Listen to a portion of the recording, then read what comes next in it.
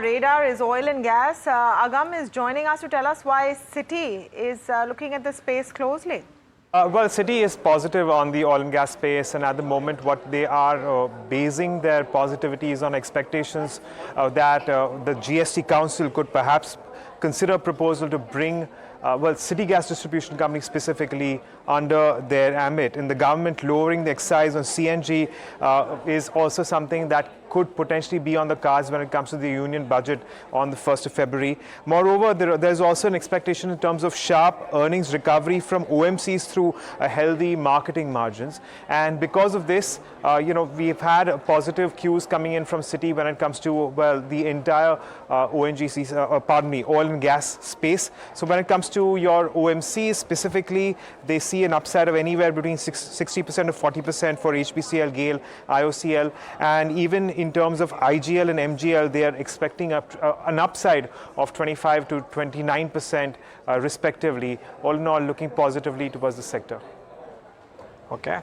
Well, thanks a lot for that. And it's interesting that people think of a slightly longer term view given by Citi out here on IGL and MGL.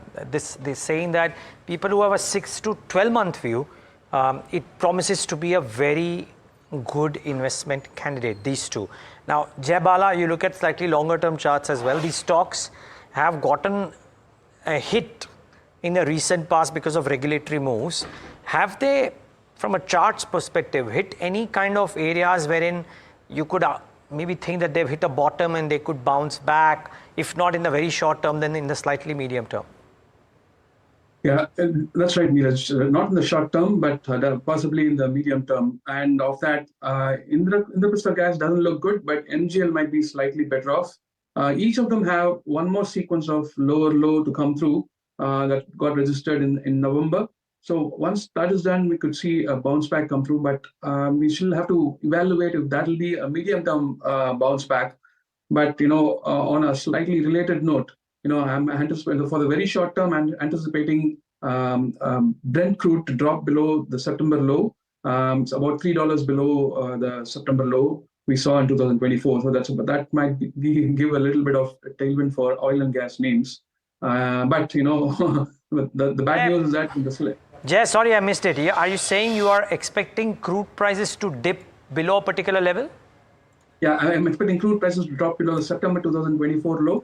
I'm anticipating it to drop about $3 below the September 2024 low. Oh, okay.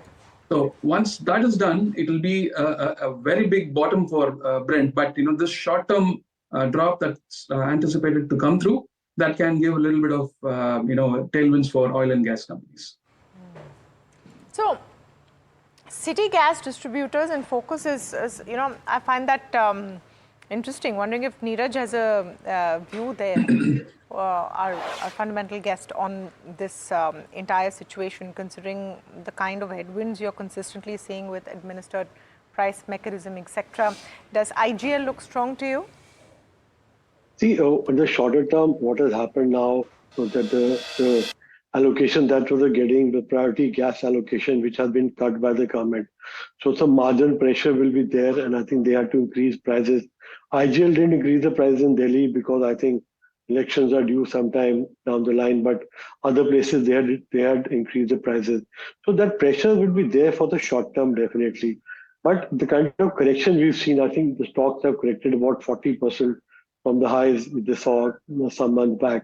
So the correction has been huge in these stocks. And, after this short-term, adjustment which happens because of the priority gas allocation, because of the price hike that they take. So I think after the short-term adjustment, I think for a medium to long-term, definitely for these stocks, these can be opportunities for a medium to longer-term period. Though still there can be some more consolidation, some more news flow which may impact the prices in the shorter term.